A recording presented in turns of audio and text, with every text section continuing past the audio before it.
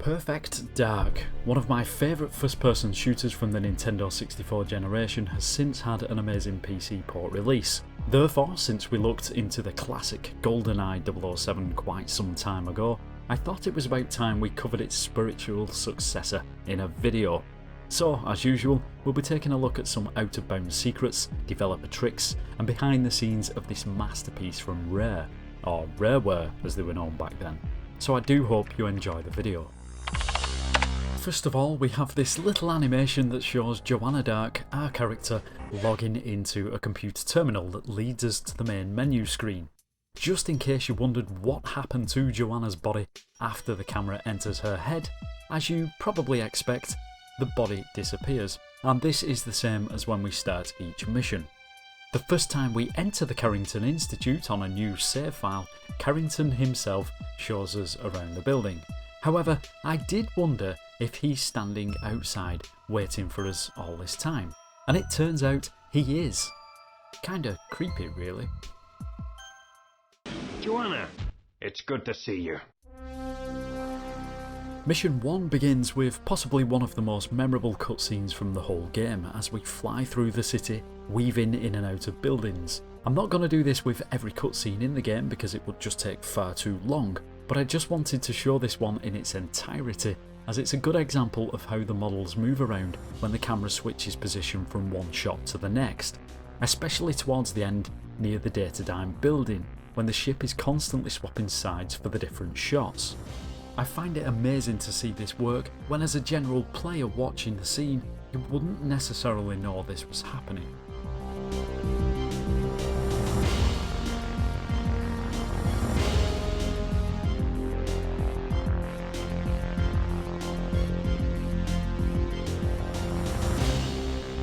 Good luck, Boffin Brain.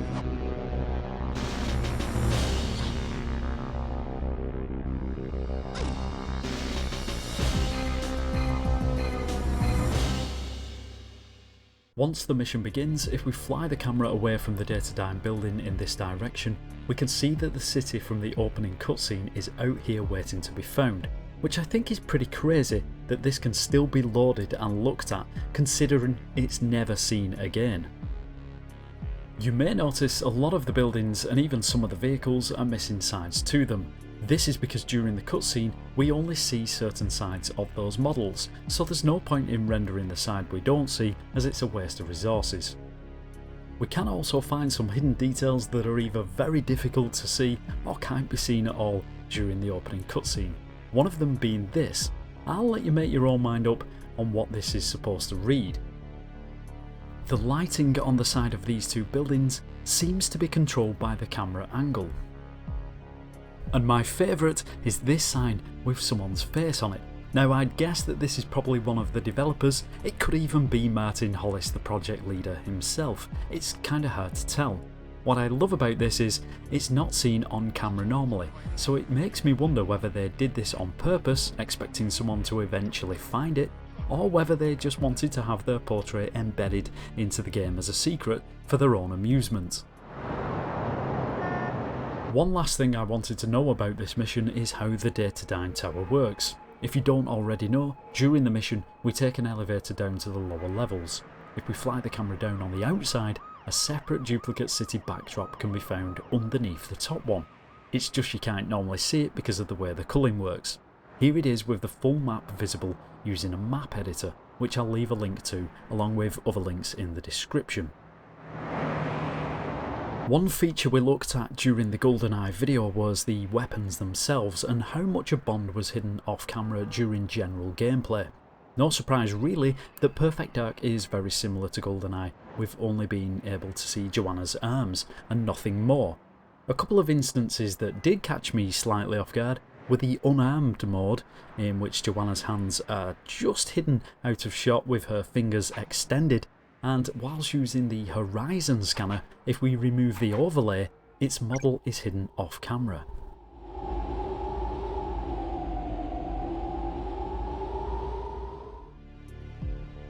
On our way back out of the building during mission 1.3 Central, there is a room that in the first mission can be entered but now can't be due to being locked. The reason for this, it seems, is because it has now become a storage room for some of the actors from the ending cutscene, although I'm not entirely sure why there are ammo boxes in here, unless again these are duplicate assets. Weirdly, I couldn't find Cassandra, who also appears in the same scene. You must get the sapient back. We cannot proceed without it. I know that. I also know who to talk to. Mr. Carrington. Agent Dark, mission log 1846 hours. Last night we got a call from Cassandra de Vries. A DataDyne team have taken Daniel Carrington hostage at his private villa on the coast. A hidden detail can be found inside the dropship that lands at the Carrington Villa. I'm guessing this image is an above view of the Carrington Villa that the pilot, if there was one, would see. I'm pretty sure you can never see this as normal, so it's cool to get a glimpse of this here.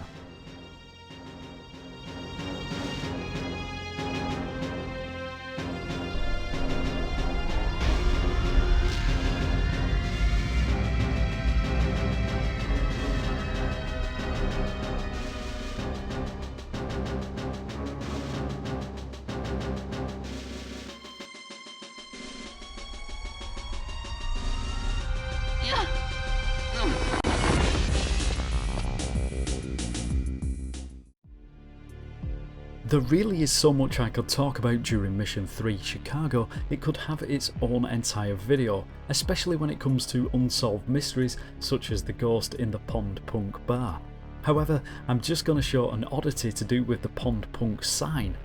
If we fly the camera through the building into the middle of the void, we can find a separate sign that is inverted and reads Bond. From inside the map, the most that can be seen of this is just the B, and the N and the K are missing from the word punk. It's strange as to why it's like this and not the same as the sign on the front of the building.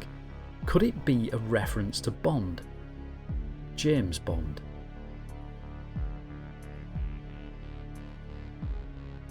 One of the objectives inside the G5 building is to use the cam spy to watch the meeting being held between Mr. Blonde and Cassandra.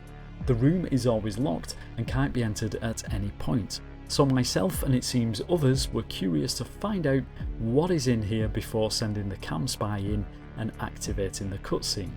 It turns out Mr. Blonde and Cassandra are always in here waiting for their cue. Then make a sharp exit after the meeting towards the lift, out of sight of the player.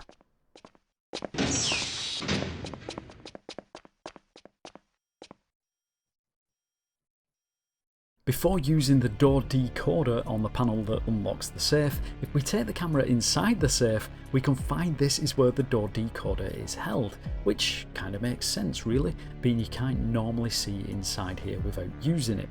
I guess you could say it's in a safe place. Let's move on. Oh my god. I'm going to be covering the missions based in Area 51 as a collective, because as you'll see, they are all kind of linked in with each other anyway. First of all, a bit of a strange oddity during infiltration. If you make Joanna's character coordinates move above this bunker, you can hear Carrington say this. The air intercept radar is controlled from that bunker. Affirmative. Weirdly, there's no normal way of triggering this sound clip, as you can never get up here. During the end sequence, we meet up with Jonathan, who kills an imposter. Before this sequence, he can be found out of bounds in the next part of Area 51, along with the imposter. Which brings me nicely onto my next point, because just like Mission 1 where we could find the city out of bounds, incredibly the other areas of Area 51 are all waiting to be found beyond the locked doors and the confines of the mission map that we are currently playing. And I'm not just talking about a few rooms, the whole of the base is out here from the 3 different missions. However, there is one room that you may not know about, as I guess it's a bit of a secret. The problem being, as far as I can tell, it's not always possible to get to it, though hopefully a viewer who's watching may be able to shed more light on the particulars of how to get this to work. What we need is for a guard to be stood on the opposite side of this door near the start. If there is, eventually, he will open the door for us, leading us back to the previous section of map.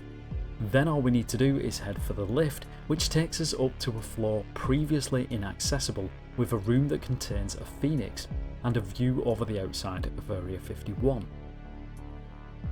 I'm sure many of you know about the cheeses hidden in every mission. Area 51 is no different, with a cheese hidden inside this vent, though there is something else hidden inside the vent that's a little stranger, and as far as I'm aware is still unsolved to this day. Heading down here with the camera, we can find at the end a small sealed off section, with what seems to be a keyhole in it. It also has this glowing yellow look, which makes me wonder whether this was going to be something to do with the cheeses. Maybe after collecting them all, you get a key to come back here and unlock a bonus prize, cheat or weapon. Or maybe not. I'd love to hear what your theories are in the comments. There are also some corridors which I don't think we enter. I certainly couldn't find a way through them. Again, feel free to let me know if you have been in them. Agent Dark in position. I can see the main entrance to the base, and I can just make out the cable car arrival point. Excellent, Joanna. That cable car is your way in. Our observer at the lower terminus has spotted a member of the flight crew boarding a minute ago. She is being escorted by Airbase troops. I don't have to remind you that they're probably innocent of any involvement in Trent's little scheme. They can't shoot at them, even if they shoot at me. What about the NSA agents? I don't know how far the conspiracy has spread through the NSA, but I'm willing to bet that the men Trent has around him here are loyal to him and his plan. You have to get the evidence of Trent's betrayal onto Air Force One and show it to the President. Yes, and protect him from his abductors. Do you have any idea what Trent's plan might be yet? What about those blonde guys? Only vague suspicions, and I won't distract you with those. Good luck. Carrington out. The main thing I wanted to show on Airbase was the sheer size of the hangar that Air Force One is located in. We only get to walk around a small area of this, but it is huge. It also has a little secret of its own, hidden away way out of bounds of the playable area of the map, in the form of a plant. Yep, that's right, there is a solitary plant growing back here in the darkness. Why? Who knows? In fact, come to think of it, I don't remember seeing a potted plant anywhere else in the whole game. How odd.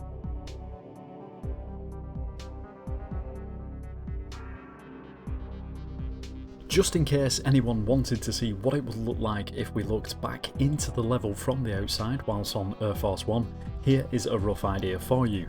Of course, we can never normally see from the outside in, so there are no textures out here rendered, or they would have backface culling, which would make them invisible from the outside.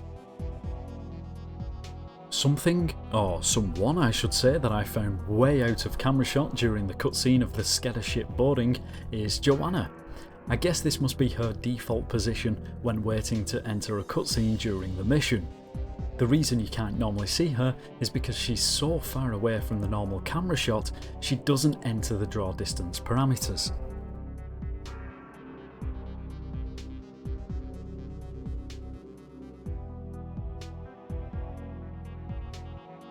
Also, when looking above the attached tunnel, I found there were computer terminals up here. I guess maybe these were used for the explosions and shrapnel.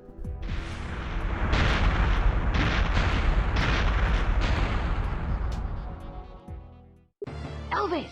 Elvis! I can't detach that tube from the fuselage. Can you take it out?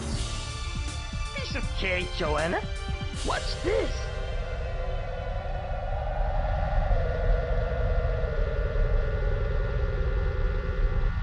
Uh-oh.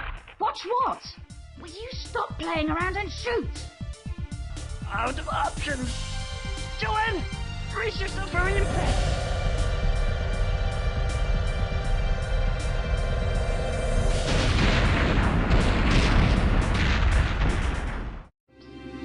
Trent wanted me to loan it to the DataDyne Corporation, but I refused. Trent has a lot to answer for, but I don't think we'll find him now.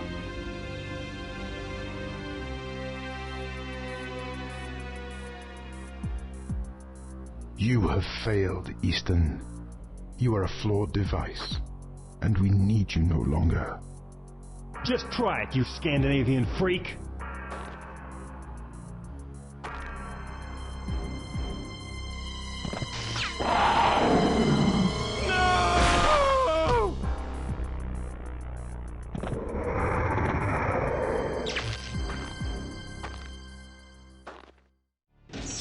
A strange occurrence of level design can be found during the Pelagic 2 mission.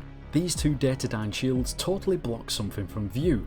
That something is an inaccessible doorway. However, the door can still be opened. Even though you can't see it, you can hear it. So what is on the other side? Well, it goes through a wall to the submarine pool part of the map. Incidentally, from this side, you can also open the door. A leftover part of scrapped level design, maybe? The deep sea mission is different from most others, as depending on what difficulty you're playing at decides the route that you take. So when you go through the first warp, it can lead you to various sections of the map. From way above the map, we can see how these sections are positioned, including the start, the teleporter switch room, and then the different sections for agent, special, and perfect difficulties.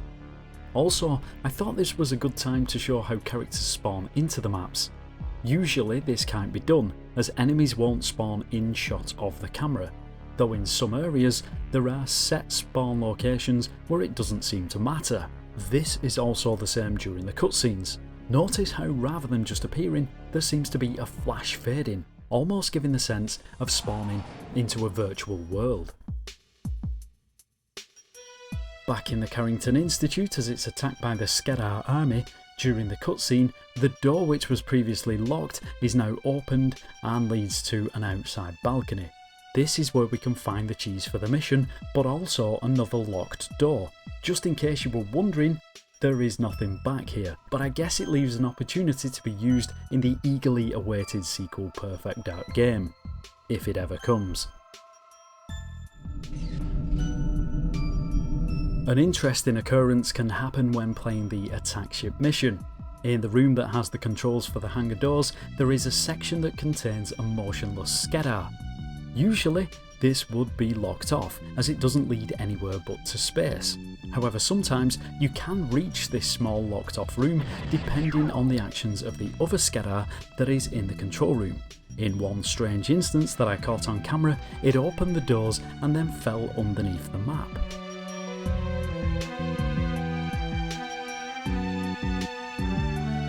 From the ship's hangar, we get a view of the Skedar planet in the distance. This one seems to be part of the skybox. However, if we fly the camera out into space, we can find there is another duplicate planet texture out here. I'm still not 100% sure what this is used for. Last but not least, we are on the Skedar planet in the ruins. Strangely, if you fly Joanna's character coordinates around the final boss room, you can pick up the pieces of the statue that's located behind the boss. Unfortunately, when you do this, it doesn't show anything in your inventory to give any clues as to what it is we're collecting. And of course, it makes the game impossible to complete because you can no longer destroy it. Though it seems strange that I assume these objects were toggled as collectibles during development. One last cutscene clip I wanted to show, and probably the most amusing of them all, is Elvis, for some reason, doing a front flip whilst off camera. No problem, grab my arms. 10 out of 10.